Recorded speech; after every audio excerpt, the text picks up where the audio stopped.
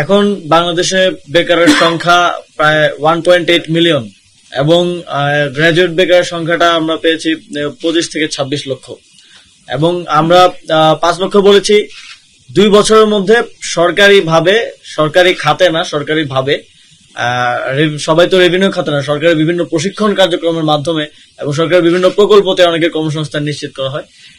তো আমরা 5 লক্ষ 2 বছরের একটা লক্ষ্যমাত্রা নির্ধারণ করেছি, কিন্তু আমরা আশা করছি যে আমরা এর থেকে বেশি করতে পারবো এবং ভবিষ্যতে যাতে এই সংখ্যাটা আরো বৃদ্ধি করা যায় সেজন্য আমরা আরো কিছু ব্যবস্থা নিব। কিছু প্ল্যাটফর্ম আমরা যুব উন্নয়ন অধিদপ্তরে তৈরি করার পরিকল্পনা হাতে নিচ্ছি এবং এখানে খাতগুলো বলা হয়েছে যে রেভিনিউ খাতে 2468 জন হচ্ছে গত 100 দিনে কর্মসংস্থান সৃষ্টি হয়েছে এবং নন রেভিনিউ খাতে আমাদের বিভিন্ন ট্রেনিং এর মাধ্যমে যুব ক্রীড়া মন্ত্রণালয়ের যুব উন্নয়ন অধিদপ্তরের বিভিন্ন ট্রেনিং এর মাধ্যমে 59,296 জন কর্মসংস্থানে সাথে যুক্ত হয়েছে। আপনারা জানেন আমাদের ফ্রিল্যান্সার ট্রেনিং আছে, সেখান থেকে প্রশিক্ষণ নিয়ে ফ্রিল্যান্সাররা অর্থ উপার্জন করছেন।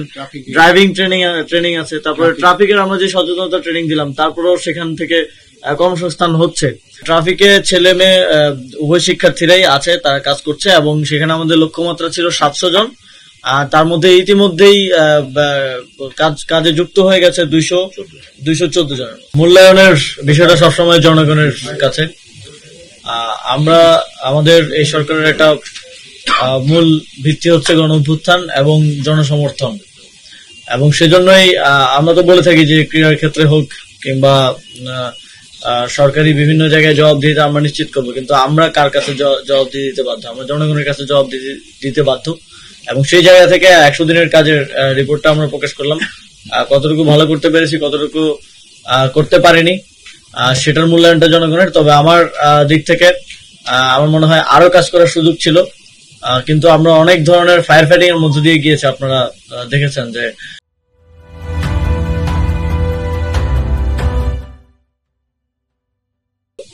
আনওয়ান্টেড বিভিন্ন প্রবলেম সলভ করতে ব্যয় করতে হয়েছে, আর 3 দিন আসলে আমরা মূল কাজটা করার সুযোগ পেয়েছি।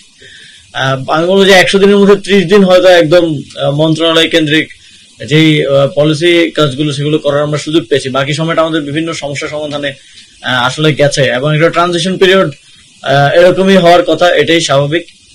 তো সেক্ষেত্রে আমরা অনেকগুলো চ্যালেঞ্জ ফেস করেছি। তবে আমি মনে করি যে আগামীর যে 3 মাস, সেই 3 মাস আমরা এই 3 মাসে যতটুকু কাজ করছি এর থেকে দ্বিগুণ কাজ করতে পারবো, কারণ পরিস্থিতি অনেকটাই স্বাভাবিক হয়ে এসেছে। দেশের আইন শৃঙ্খলা পরিস্থিতি থেকে শুরু করে বিভিন্ন ধরনের আন্দোলনের পরিমাণও কমে এসেছে। তো সেই জায়গা থেকে ওই বিভিন্ন আনওয়ান্টেড প্রবলেম যেটা আসলে আমাদের কাজ না, সেগুলোতে এখন সময়টা কম ব্যয় হবে এবং আমরা আমাদের মূল কাজে ফোকাস করতে পারবো।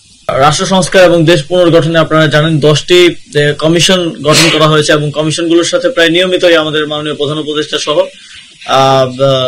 যারা স্টেক হোল্ডার আছেন অন্যান্য তারা কিন্তু নিয়মিত বসছেন এবং কমিশনগুলো নিয়মিত সবার সাথে বসছে। রাজনৈতিক দল, বিভিন্ন সামাজিক সংগঠন, বিভিন্ন নন গভর্নমেন্ট অর্গানাইজেশন এবং সকল স্টেক হোল্ডারের সাথে তারা বসছেন, তাদের মতামত নিচ্ছেন এবং আপনারা দেখেছেন যে অনলাইনেও গুগল ফর্ম করে কমিশনগুলো জনগণের থেকে মতামত সংগ্রহ করছেন কিভাবে যে সংস্কার কাজগুলো তারা করবেন এবং সেগুলোর প্রস্তাবনাটা কিভাবে আমাদেরকে দিবেন। তো আমরা আশা করি যে গিভেন টাইমলাইনের মধ্যে 3 মাসের যে সময়টা দেওয়া হয়েছে তার মধ্যে সরকারের কাছে একটা প্রস্তাবনা আসবে এবং তারপর সরকার ও স্টেক হোল্ডার কনসালটেশনের মাধ্যমে সেগুলো বাস্তবায়নের পথে আগাতে পারবে। এখন পর্যন্ত কমিশনগুলো খুব ড্রাস্টিক্যালি কাজ করে যাচ্ছেন এবং সকল স্টেক হোল্ডারদের সাথে তারা বসছেন এবং আলোচনা করছেন। আমরা আশা করছি খুব 3 মাসের মধ্যেই সরকার প্রস্তাবনাগুলো পাবে এবং খুব দ্রুত সময়ের মধ্যে সেগুলো বাস্তবায়নের দিকে আমরা অগ্রসর হতে পারবো।